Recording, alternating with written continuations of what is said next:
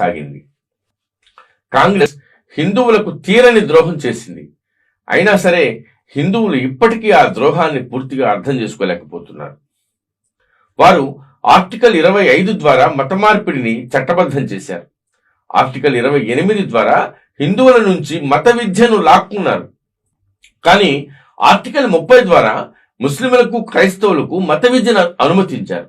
1951 హెచ్ఆర్సిఈ చట్టం ద్వారా అన్ని దేవాలయాల సొమ్ములను ఆస్తులను హిందువుల నుంచి తమ అధీనంలోకి లాక్కున్నారు. వారు హిందువులలో బహుభార్యత్వాన్ని రద్దు చేశారు. హిందూ కోడ్ బిల్లు ప్రకారం విడాకుల చట్టం, వరకట్న చట్టం తీసుకొచ్చి దాని ద్వారా హిందూ కుటుంబాలను విచ్ఛిన్నం చేశారు. కానీ ముస్లిం వ్యక్తిగత చట్టాలను మాత్రం తాకలేదు. బహుభార్యత్వాన్ని అనుమతించారు. తద్వారా ముస్లింలు తమ జనాభాను విచ్చలవిడిగా పెంచుకుంటూ పోతున్నారు. 1954లో ముస్లిం అబ్బాయిలు హిందూ అమ్మాయిలు సులభంగా పెళ్లి చేసుకునేందుకు వీలుగా ప్రత్యేక వివాహ చట్టాన్ని తీసుకొచ్చారు. 1975లో ఇందిరాగాంధీ, అదేనండి ఇప్పుడు బ్రిటన్లో కూర్చొని భారత్లో ప్రజాస్వామ్యం ప్రమాదంలో పడింది, మీరందరూ వచ్చి మా దేశంలో ప్రజాస్వామ్యాన్ని రక్షించండి అంటూ దొంగేడుపులు ఏడుస్తున్న ది గ్రేట్ రాహుల్ గాంధీ నానమ్మ ఇందిరాగాంధీ దేశంలో ఎమర్జెన్సీ విధించి ప్రజాస్వామ్యాన్ని సమాధి చేశారు. పాపం ఆయనకు ఆ చరిత్ర తెలుసో లేదో విదేశీయులు అందించే నిధులతో విదేశీ వేదికలపై విదేశీయులు ఏర్పాటు చేసిన సమావేశాల్లో కూర్చొని ఈ విదేశీ ఇటలీ సంతతి బిడ్డ రాహుల్ గాంధీ దిక్కుమాలిన స్టేట్మెంట్లు ఇస్తున్నాడు. అదే కాంగ్రెస్ వారు 1975లో రాజ్యాంగంలో సెక్యులరిజం అనే పదాన్ని బలవంతంగా చూపించారు. భారతదేశాన్ని బలవంతంగా సెక్యులర్ గా మార్చారు. కాంగ్రెస్ అక్కడితో ఆగలేదు. 1991లో వారు మైనారిటీ కమిషన్ చట్టాన్ని తీసుకొచ్చి ముస్లింలను మైనారిటీలుగా ప్రకటించారు.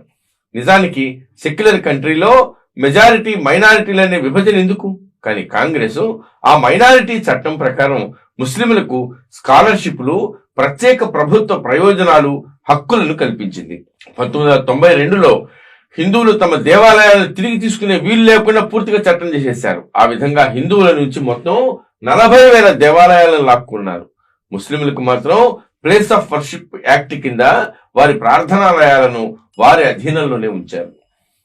1995లో కాంగ్రెస్ హిందువుల పట్ల అతి పెద్ద దుర్మార్గానికి పాల్పడింది. వక్ఫ్ చట్టం ద్వారా ముస్లింలు ఏ భూమినైనా క్లెయిమ్ చేసుకునే హక్కును కల్పించింది. ఆ వక్ఫ్ చట్టం ప్రకారం వక్ఫ్ బోర్డు దేశంలో ఏ భూమినైనా లాక్కోవచ్చు.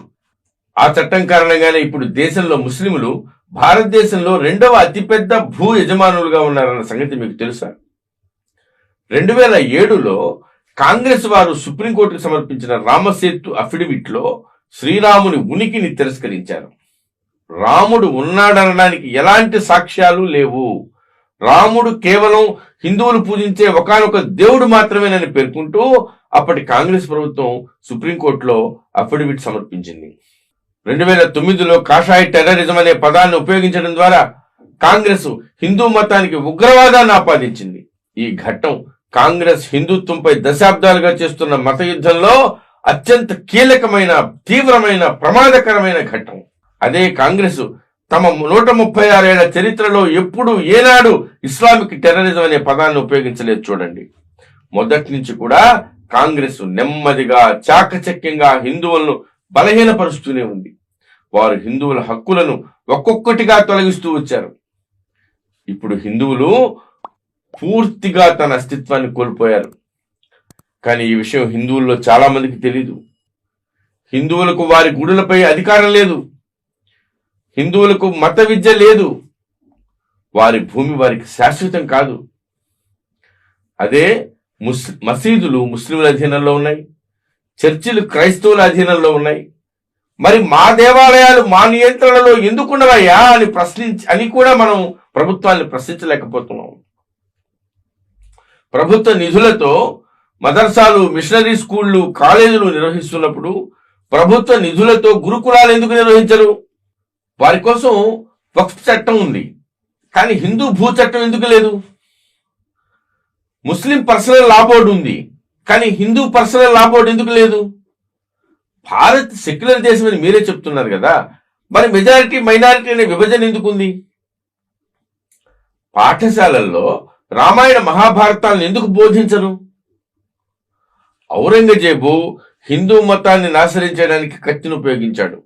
కానీ కాంగ్రెస్ మాత్రం హిందూ మతాన్ని నాశనం చేయడానికి రాజ్యాంగాన్ని, చట్టాలను, బిల్లులను ఉపయోగించింది. కత్తి విఫలమైన చోట కాంగ్రెస్ పనిచేసింది గుర్తుపెట్టుకోండి.